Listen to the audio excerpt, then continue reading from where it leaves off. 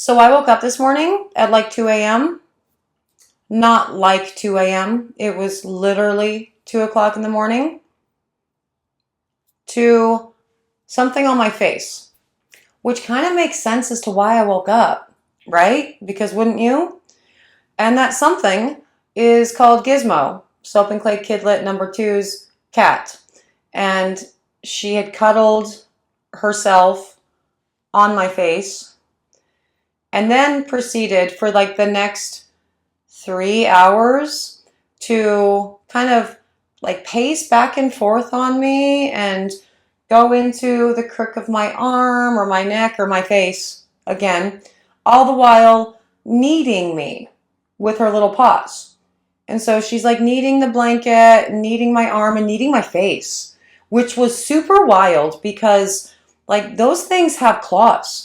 And so like the little kneading on my face, I was a little scared, if I'm being honest, because I didn't want to get scratched. But she wasn't extending her claws. She was just kneading me. And so at some point throughout this very weird interaction with this cat, I like got my phone and looked up, why is my cat kneading me?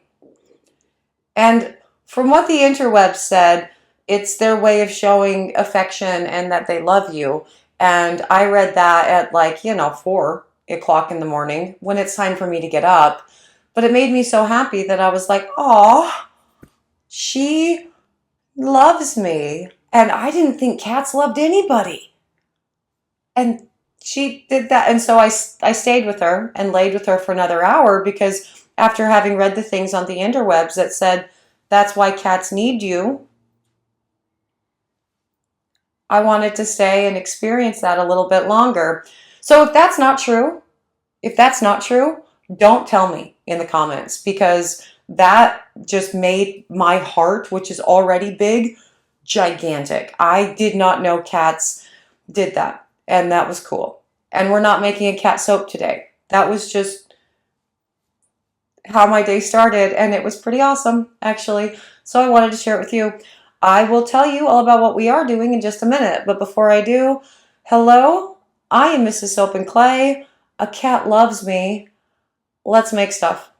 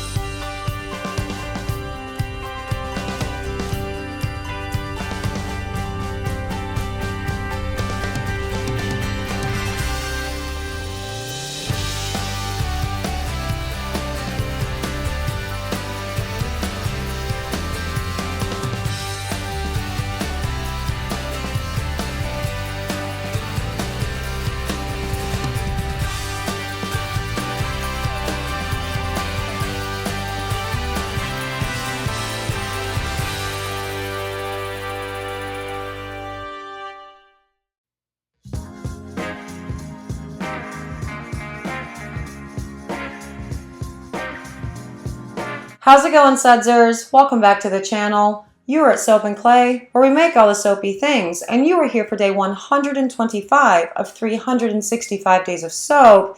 And today we are continuing on with the Cierra Candles Mystical Collection.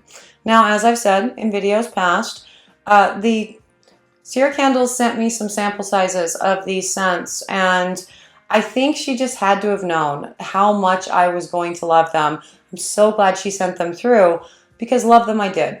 And I told you several months ago that you needed to swoop these up and actually use them because they are really, really amazing scents. And they are. And my idea for utilizing these scents within my line was like a geode, stone, crystal type thing because all of the scents are so complex and so beautiful and so just awesome across the board that every single one of them paired beautifully together, but individually smelled like a really cool, like crystal shop. Like you have no frame of reference for this if you don't live in the Pacific Northwest, but one of my favorite crystal shops up here is called Crescent Moon. And interestingly, we've had the same space like 3 times.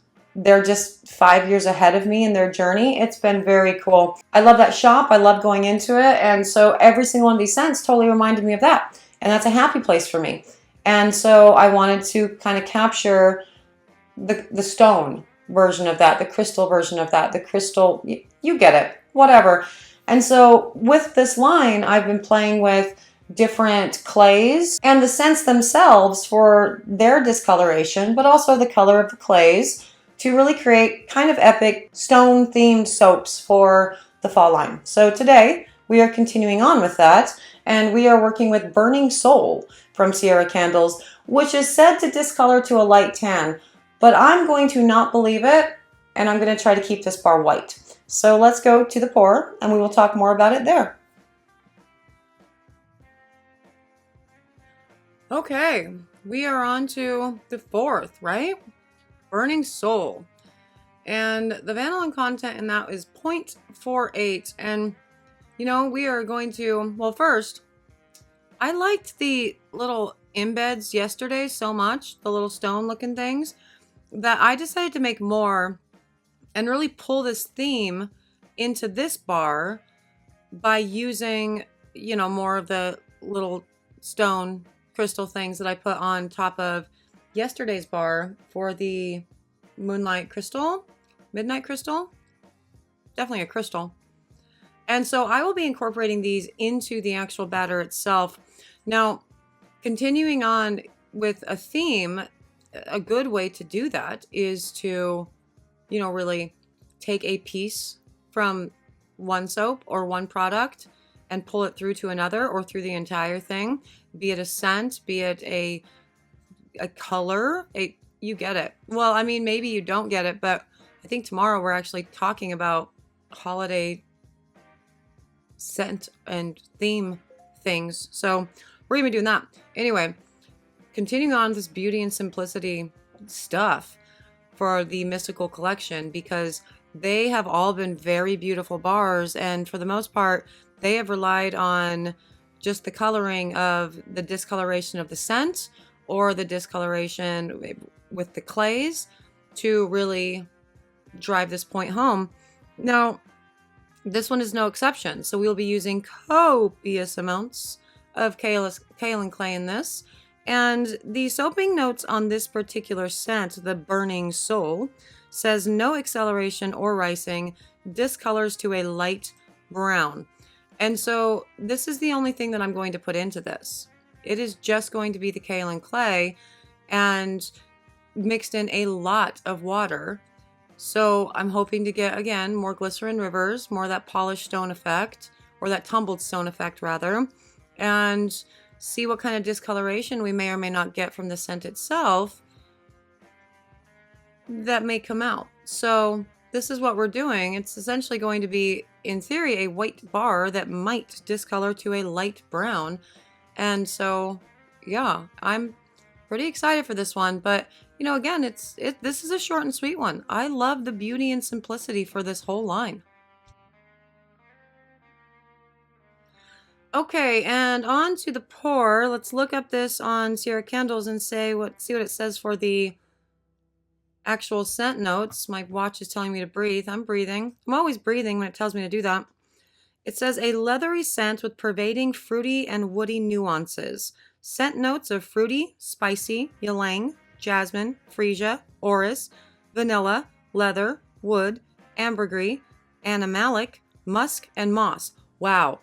Wow, that's a lot. There's a lot going on there. And yet again, I don't have it in my hand to smell, but I'm gonna by the end of all of this for sure. But that's a lot. That sounds pretty complex. And that has been true of all of these scents. They have in fact been complex. And I like that. And it's such a different, unique way to do your fall line, or my fall line rather, because I'm doing this. I hope you guys used this. I hope you guys are using this right now. I mean, not right now. I hope you guys have your fall line figured out, but you know. Now for these crystals, I'm just randomly going to throw them into the soap batter itself. And see what happens in the cut because fun. That's what I was in the mood to do. And it's very satisfying to just, drop some stones into some soap. Fake stones made out of melt and pour. Made out of melt and pour. But yeah, so this pour ends up being very, very simple. And you do see a little bit of yellowing from the scent in the bucket there on the Pyrex. There's definitely a bit of yellowing, which suggests discoloration. So I'm interested to see what this ends up doing. Now, for this particular one, I am going to put it into the oven for C-Pop and gel because I think it might be fun to see if the melt and pour inside melt, and if it does, what that looks like. So we're going to try it because, why not? This actually ended up being such an easy, simple pour though. I decided that I wanted to play with a more decorative top because how easy this is. Easy peasy. It's like a white bar of soap, right? Big deal. What's the big deal, Mrs. Soap and Clay? Well, I mean, no soap is really a big deal, right? But also all soap is absolutely a big deal. And that makes sense. And those two things can coexist. But, yeah, simple bar. But I'm hoping that the beauty does come in within the texture that we see inside the cut, be it from the melt and pour or from the extra water to get some glycerin rivers. But again, I do want to play around with the actual top, and I'm trying to do it when the batter is just so fluid and beautiful that it's going to be very hard to do so. So I don't know why I keep playing with it. I should walk away. I'm not gonna. I never do. I never walk away. I could have cleaned my Pyrex. I could have cleaned all of the containers that were used for the entire thing. I could have done any number of things instead of messing with the soap. Like, let it firm up in the mold. But to that was some beautiful fluidity, right? Hard to tell whether or not it super stays that fluid the whole time, though. If a more complicated pour were being done, it might not have. But this was a very quick pour. So for that, it's very fluid batter. A little bit too fluid for my liking because I wanted to kind of fold the sides over. But, that's okay. I can do it in reverse because I knew I was going to put the copper mica down regardless. So then I can kind of fold the sides, the white sides, over the mica. Oh, that's pretty. That's nice. See? I can get behind that. But I guess it's a good thing that I didn't wait and just walk away. Because I ended up with something I think that's going to be cooler. For sure. I don't know. What do you think? Do you think this is going to discolor brown? We had one that discolored green. That was wild. Could go either way, really. And the cool thing about all this is, if it does go any number of ways, I think it's still going to look awesome. So let's put this in the oven for C-Pop and gel and cut inside and see what we have. Okay, and on to the cut. And that is so shiny and pretty. And we have some yellowing on the sides. But we definitely don't have any discoloration on the top. I don't know, guys. I don't think this is going to discolor. I think what you see is what you get for this. I went and got a bar. And so I know for a fact that what you see is what you get because I'm smelling it right now. Oh, did you see the glycerin? Oh, look at that. That's so nice. I'm a sucker for glycerin rivers, you guys. You know this, but I'm really enjoying playing with all of them for this one. And the inclusion of the melt and pour, very cool because all of these bars are going to be just a little bit different. And then as you continue to use them, you see like more of them sort of will rise to the surface. So the design of the soap will change through use. It's kind of always true, isn't it? It's fun. And this scent is very cologne-y. It's very sexy man smell cologne-y. like, not like colony, like colonizing, because that's terrible. I'm talking about cologne, and then adding a Y to the end of it, because it's my shtick.